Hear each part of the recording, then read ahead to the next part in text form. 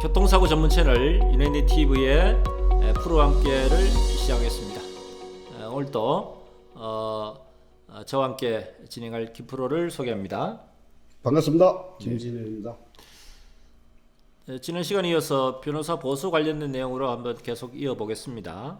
변호사 보수, 보통 일반 손해사정 사무실에도 수임료를 별도로 책정해서 하고 있는데, 변호사 보수는 착수금과 이제 성보수로 이렇게 나눠져 있죠. 그래서 일반 변호사 사무실에서 변호사 비용, 변호사 보수에 대한 부분을 어떤 식으로 책정하고 있고, 평균적으로 또 변호사 보수에 있어서 타 사무실들이 실제로 계약자와 체결하는 보수의 문제점, 이런 것들이 좀 있을 것 같은데 어떻습니까?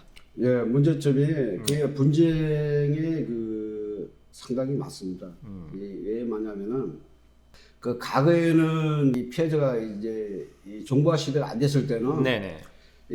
그냥 변호사가 뭐 그렇게 많지도 않을 뿐더러 교통사고 보험을 전담으로 하는 이쪽만 제가 말씀드리겠습니다. 일반적으로 이제 교통사고를 전문적으로 하면은 과거부터 성공보수 위주로 합니다.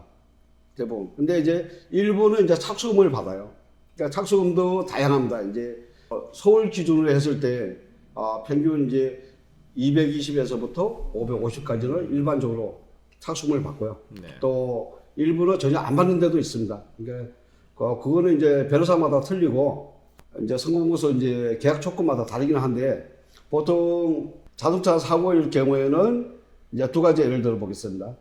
승무원인가이고 이제 뭐 일반적인 제 나이 기준으로 했을 때는 계약금을 뭐 과실도 없고 특별히 뭐 이런 경우도 서로 조건을 제시할 겁니다. 서로가. 왜냐하면은 승무원인가 됐을 때 저 같은 나이에는 돈이 되거든요.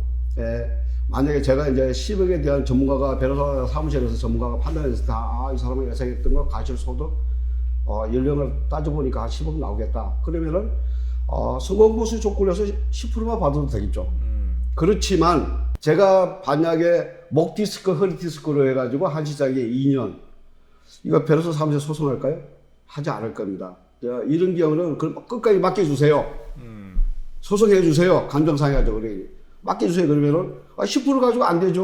뭐 저 같은 경우에 1,000만 원 받아 치면은 10%면은 100만이잖아요. 100만을 가지고 인지대 송달되고 신청한 명하고 배보다 배꼽이 많이 커지는 경우가 생깁니다. 결국 그거는 소송 실익이 없다.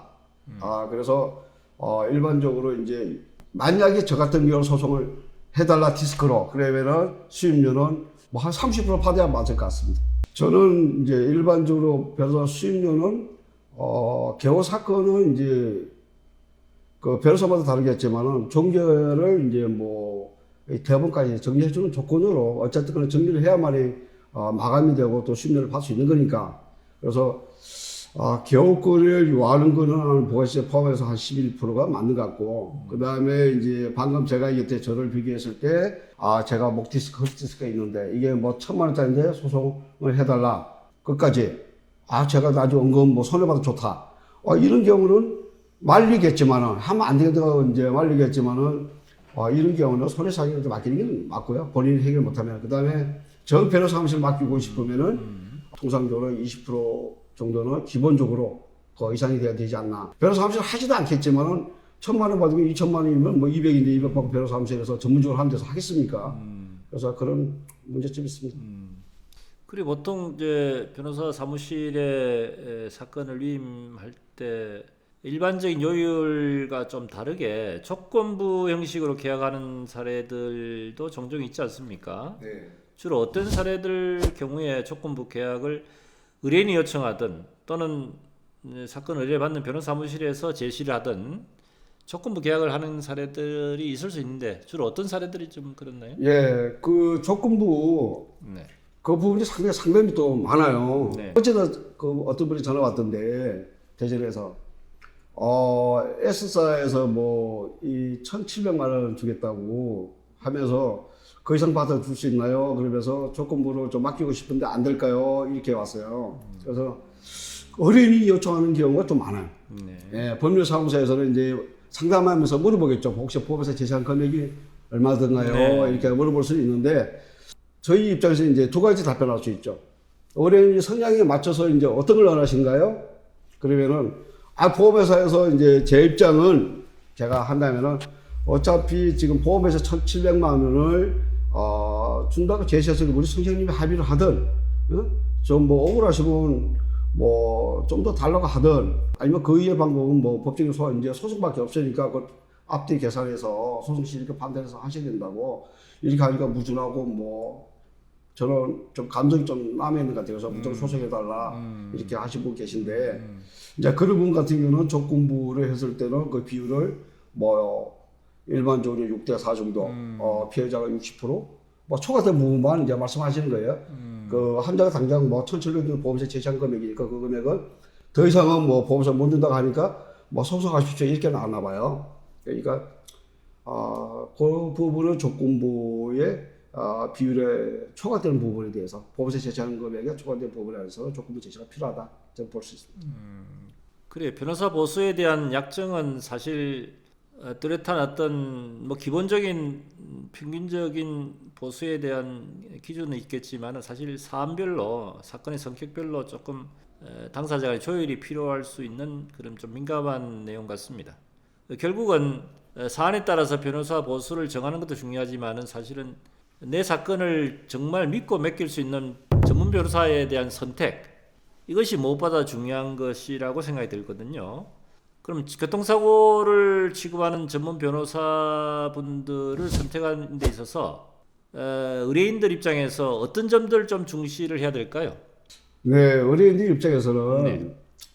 그 주의할 점이 중요한 게 뭐냐면은 사탕 말리 말에 유혹돼서는 안 되고 어떤 법률사무소나 손해사무들은 개호 사건에 대한 그 청구 취지도 그 손해 계산도 할 줄 모르는 분들 계세요. 예? 그런 계산조차 못하는 분이 전문가라고 자칭하고 상당히 많아요. 그다음에 두 번째는 이제 좀 자질성, 예? 기본적인 이제 능력의 평가가 좀 이렇게 상당히 좀 절하된 분들이 있는데 그런 분들을 보면은 말은 또 잘해요. 말로서 이제 어떻게 하면 내가 이 사건을 제가 판단할 때는 이거는 과실 소득 나이 뭐 기타 이 계절 대충 해보니까 5억밖에 안 나오는데 13억이 나온다는 거예요. 그래서 그러면은 제가 그랬어요. 13억 나오면은 10억이면은 그저 가서 학위서 받으시고 그 이상 남으시면 다 가지시라고 말씀하시라고. 제가 판단할 때는 이거 제가 판사님의 판단을 하기 이전에 제가 봤을 때도 5억을 넘지가 않습니다. 그랬더니 한중이 그게 궁금해가지고 2년 후에 한번 제가 항의를 해봤어요. 사건 번호를 알기 때문에 판결을 떠들어보니까 4억 7천 나오더라고요. 그래서 좀 황당한 경우가 있었습니다. 그래서 사탕 말려 말에 여기서 그 해롭돼서는 안 된다. 예, 실제 전문가를 상담을 찾아뵙고 전체적으로 한번 실익을 판단하고 또 소송 전략이 어떤 식으로 좀 잘 좀 구비가 갖춰져 있는지 종합적으로 한번 판단을 해봐야 될 것 같습니다. 예, 좋으신 말씀 주셨습니다. 그래요. 그 중대 사건일수록 그냥 단순한 전화로 상담 또는 인터넷에 떠도는 그냥 홍보성 광고에 너무 현혹되지 마시고 가장 중요한 것은 실제 그 사무실이 소재된 곳에 직접 방문을 해서 이 사건을 맡을 수 있는 변호사 분 그런 관계자분을 직접 만나서 한번 직접 상담을 해서 과연 전문성이 있는지 정말 내 사건을 믿고 맡겨도 전혀 문제가 안 되는지에 대한 직접 검증을 하시고 결정하셔야지 전화상으로 그냥 많이 받아준다는 금액적인데 현혹이 돼서 사건을 위임했다가 나중에 가서는 결국 그 사건 계약 해지도 제대로 못하고 사건 종결된 이후에 후회하는 사례 이런 사례들이 자주 발생하거든요. 그래서 전문가 선택의 중요성은 정말 중요합니다. 그래서 직접 가급적이면 직접 방문해서 직접 전문성 여부를 검증을 하고 결정하시는 것이 좋을 것 같습니다. 자, 지금까지 변호사 보수 관련돼서 변호사 선택에 대한 내용에 대해서 살펴보는 시간을 가졌습니다. 자, 도움이 좀 되셨을 거로 생각이 들고요. 구독, 좋아요도 부탁 좀 드리겠습니다. 다음 시간에 또 다른 좋은 주제로 찾아뵙도록 하겠습니다.